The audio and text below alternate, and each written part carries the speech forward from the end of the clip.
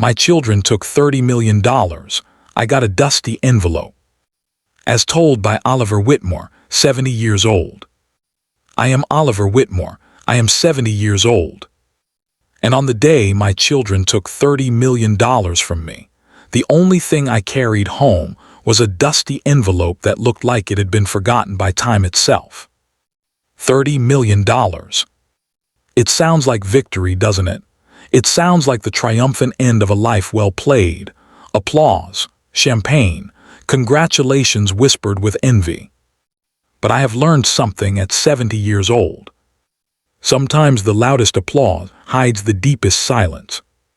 And sometimes the smallest envelope carries the heaviest truth. The day I handed it all away.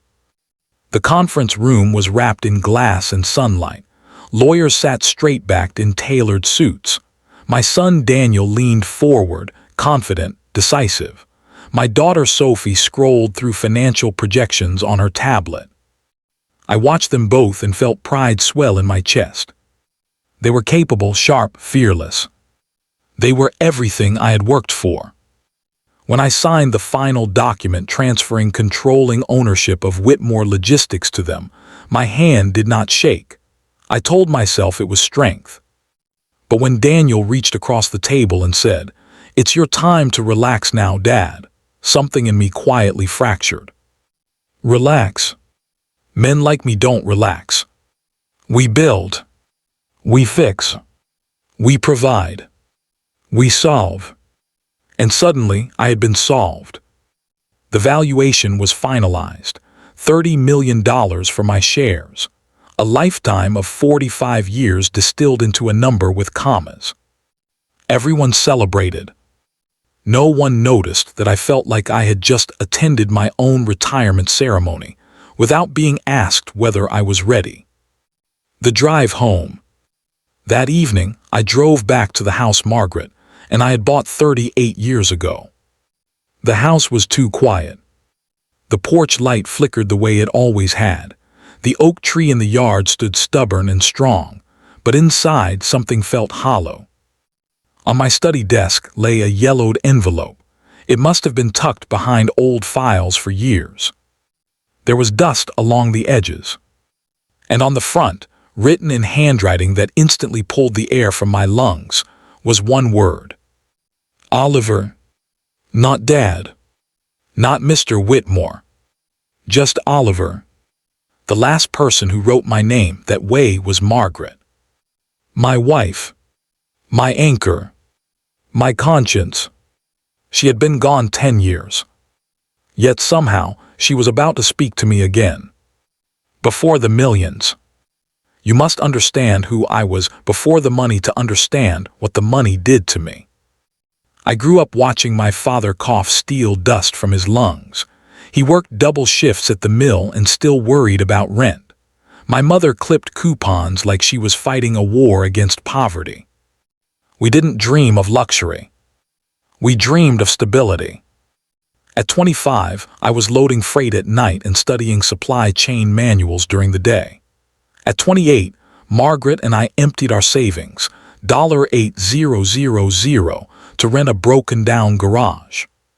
Whitmore Logistics was born between oil stains and borrowed desks. Margaret believed in me more fiercely than I believed in myself. When I doubted, she said, "We are building something that will outlive us." I thought she meant the company. Now I know she meant something else. The cost of climbing. Success did not come quickly. It came in 4 a.m. wake-ups. In missed birthdays. In canceled vacations. In dinners that grew cold while I answered client calls. Daniel once waited by the window for me to return from a quick meeting that lasted until midnight. He fell asleep on the couch. Sophie once handed me a drawing she made at school. I glanced at it between phone calls and told her it was beautiful without really seeing it. I told myself I was sacrificing for them. But the truth, I was also addicted to proving that I would never be poor again. Fear built the empire, and fear quietly replaced presence. After Margaret, When Margaret passed away from a sudden stroke, the house felt like a cathedral after the candles are blown out. Daniel and Sophie were adults by then. They handled her funeral arrangements with composure that impressed everyone. But grief doesn't always look like tears. Mine looked like more work. Theirs looked like impatience. They began pushing for aggressive expansion, international markets, risk-heavy investments. I pushed back. Stability had saved us once. Why gamble now? Board meetings grew tense, conversations sharpened. We stopped being father and children. We became opposing strategies. The envelope. I opened the envelope slowly. Inside was a photograph and a folded letter. The photograph showed Margaret and me standing outside that first garage office. She was laughing. I was holding a clipboard like it was a trophy. On the back she had written, "This is the bravest version of you." My throat tightened. I unfolded the letter. "Oliver, if you are reading this, you are standing at a crossroads. I know you better than you know yourself. You will build something extraordinary, but promise me you will not disappear inside it. One day the children will not need your protection. They will need your humility. You will confuse control with love.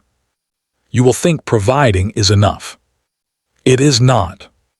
If you ever feel replaced, ask yourself whether you made room for them to stand beside you. And when the business no longer defines you, do not panic. That will be your second chance to discover who Oliver is. Love without scoreboard. Guide without dominating. And remember, you are more than what you build. Always. Margaret."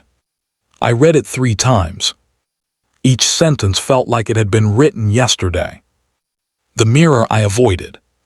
Margaret was right. I had confused being needed with being loved. The business made me essential. Family requires vulnerability. One feeds the ego. The other feeds the soul. And I had spent decades feeding the wrong hunger. $30 million sat in diversified accounts.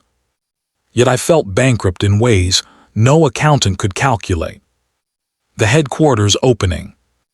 A week later, Daniel invited me to the unveiling of the new corporate headquarters. It was modern, dazzling, efficient. There was a digital timeline of the company's growth. My name appeared briefly in the founding years section. 3 seconds on a screen. 45 years reduced to a bullet point. Daniel delivered a speech about innovation and global expansion. Sophie spoke about vision and courage. They were brilliant. And for a moment I felt small. After the applause, I pulled them aside. "Do you feel like I held you back?" I asked. Daniel looked startled. "Dad, no." "Then why do I feel erased?" The word hung in the air. Sophie's eyes softened. "Because you built something so strong that stepping aside feels like disappearing." It was the first honest conversation we had in years. Daniel admitted he often felt overshadowed by my legacy. Sophie confessed she feared I would never see her as equal. I confessed I was afraid of becoming irrelevant. And in that exchange, something fragile began to heal. Rediscovering Oliver. Margaret had written, "Find who Oliver is." At 70 years old, that sounded ridiculous. But one afternoon, while cleaning the attic, I found an old sketchbook. Before logistics. Before profit margins. I used to draw buildings, streets, faces. I sat at the kitchen table and picked up a pencil. My hands were clumsy. But the moment the graphite touched paper, something awakened. Not ambition. Not fear. Just peace. I enrolled in a local art class. No one knew about the company. I was simply Oliver, the old beginner. And I loved it.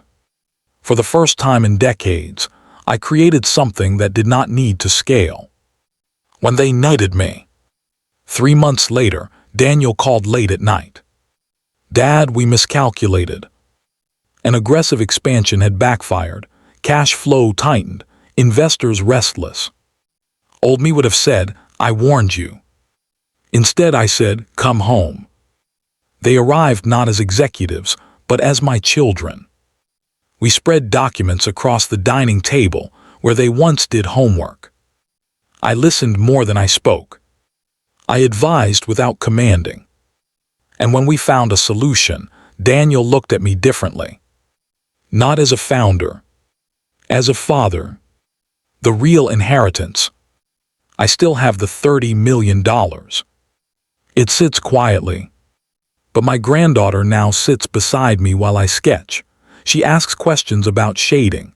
She giggles when I smudge charcoal. Last week she asked, Grandpa, were you always this happy? I paused. No, I said gently, I was busy. At 70 years old, I am no longer busy. I am present. And presence is wealth no market can measure. The moral. Success without connection is a beautifully decorated room with no one inside. Money can secure comfort, but it cannot guarantee closeness. Control can build an empire, but it cannot build intimacy. If you are climbing, pause and look around. If you are building, invite others to stand beside you. If you are providing, do not forget to participate. Because one day, the contracts will be signed. The applause will fade. And you will be left alone with whatever truly belongs to you. Make sure it is not just money.